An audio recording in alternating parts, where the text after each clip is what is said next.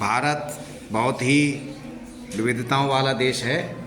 यहाँ सभी जाति, धर्म, संप्रदाय और मजहब के लोग निवास करते हैं। यहाँ के लोग आपस में मिलजुल करके सद्भाव और वसुधैव कुटुंबकम की अवधारणा के आधार पर रहते हैं। यहाँ किसी भी प्रकार का कोई भेदभाव नहीं है।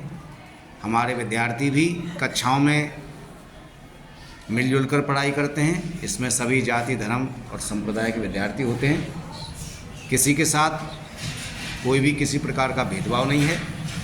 और देश की तरक्की के लिए जहाँ विज्ञान और तकनीकी का युग है, वहाँ सामाजिक समरसता की बहुत ज़रूरत है। अर्थात समाज के हर तबके के व्यक्ति को मिलजुल करके साथ में आकर के समाज और देश का निर्माण करना है। तभी भारत समृद्ध बन पाएगा, तभी हम विश्वगुरु बनने के सपने को साकार कर सकते हैं या देख सकते हैं। आज हमारा देश तरक्की कर रहा है। हम भारत के लोग समृद्ध भारत को बनाने के लिए पूरी तरह दृढ़ संकल्पित हैं और आशा करते हैं कि भविष्य में इस देश के सभी नागरिक मिलजुल करके कार्य करेंगे। वो चाहे किसी भी क्षेत्र में कार्य कर रहे हों, चाहे वो विज्ञान के क्षेत्र में कर रहे हों, चाहे कृषि के क्षेत्र में कर रहे हों, चाहे समाज के किसी और क्षेत्र में कर रहे हों।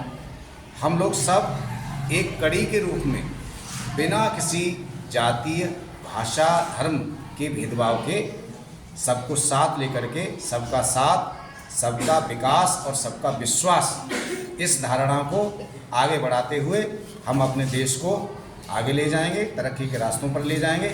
और उम्मीद करते हैं कि भारत 2047 में विकसित बनेगा और हम एक अच्छे देश की कल्पना करने में साकार होंगे और दुनिया में इस तरह हमारा एक डंका बजेगा।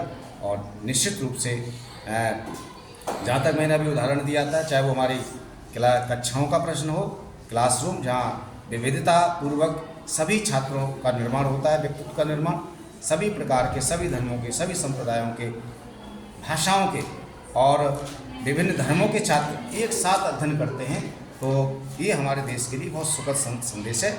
और आशा करता हूँ कि इस प्रकार हम अपने 2047 के भारत को एक समृद्धशाली भारत बनाएंगे और देश को एक नई दिशा मिलेगी।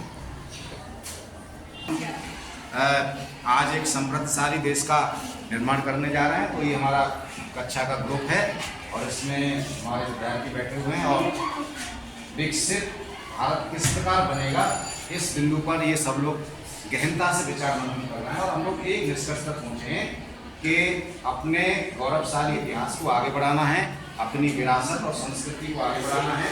तो निश्चित रूप से हमें समाज में मिलकर के रहना होगा और सभी तत्वों के साथ मिलकर के हम आगे बढ़ेंगे। किसी के साथ कोई भेदभाव नहीं, किसी भी तरह का कोई भेदभाव नहीं। और